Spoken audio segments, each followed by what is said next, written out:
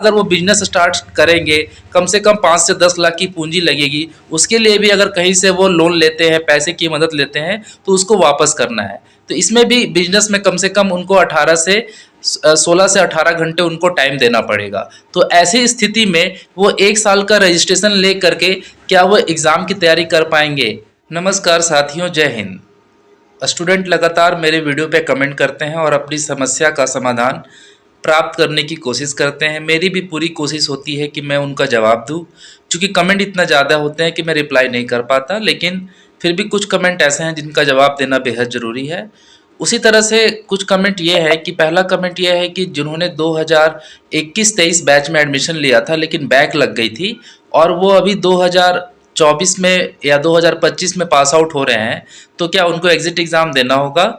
और दूसरा क्वेश्चन ये है कि जो स्टूडेंट 31 मार्च 2024 का जो नोटिफिकेशन आया फार्मेसी काउंसिल ऑफ इंडिया का, उसमें 1 साल का रजिस्ट्रेशन अगर वो ले लेते हैं उस नोटिस के अकॉर्डिंग और कहीं पर हॉस्पिटल में या किसी भी गवर्नमेंट फार्मासिस्ट या किसी भी पोस्ट में फार्मासिस्ट का अपना काम चालू कर देते हैं या अपना दवा दुकान चालू कर देते हैं, तो क्या 2025 में जो एग्ज़िट एग्ज़ाम होगा या 2026 में होगा? क्योंकि पीसीआई को तो अभी तक अप्रूवल मिला नहीं है और अप्रूवल मिलने के बाद ही हेल्थ मिनिस्ट्री से उनको एग्ज़िट एग्ज़ाम लेने का अधिकार प्राप्त होगा। तो क्या काम करते हुए एग्ज़िट एग्ज़ाम की तैयारी वो कर पाएंगे? क्योंकि पहले से ही उनका बहुत सारा बर्डन है। किसी ने एजुकेशन लोन लेकर के अपनी पढ़ाई की और किसी के मम्मी पापा ने कर्ज लेकर के उनका पढ़ाई करवाया, और मान लीजिए कि अगर वो कहीं पर जॉब करते हैं तो उनको तो पहले जो कर्ज लेकर उन्होंने पढ़ाई की है उसको वापस करना है और उससे ज़्यादा पैसा कमाने हैं। ओवर टाइम करना पड़ सकता है, उनको डबल शिफ्ट में काम करना पड़ सकता है ताकि उनका घर भी चले और जो एजुकेशन लोन ले करके या सूद और ब्याज पर पैसा ले करके उन्होंने पढ़ाई की उसे वापस करें।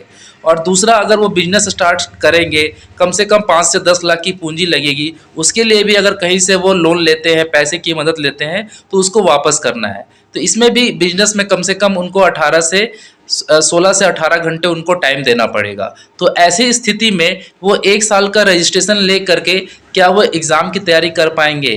तो चलिए जानते हैं कि कैसे हो पाएगा ये। क्योंकि पीसीआई ने अपनी तरफ से ये कह दिया है कि एग्ज़िट एग्ज़ाम तो ये लेके रहेंगे, 3 पेपर नहीं होगा, 1 पेपर होगा, ऐसा उनका लास्ट नोटिस से पता चल रहा है।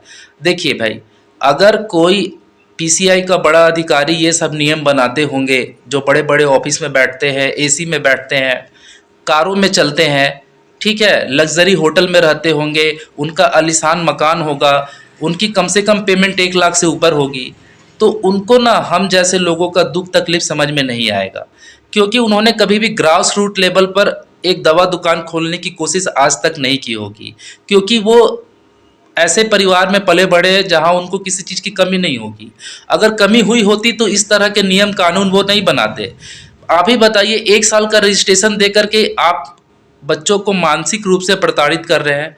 अरे भाई, एग्ज़िट एग्ज़ाम लेना है तो ले लो ना, अभी ले लो। और अगर तैयारी नहीं है तो जो 22-24 वाले बैच है उनको छोड़ दो।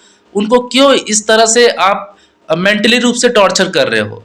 क्या कहीं काम करते हुए एग्ज़िट एग्ज़ाम की तैयारी कर पाएंगे वो लोग?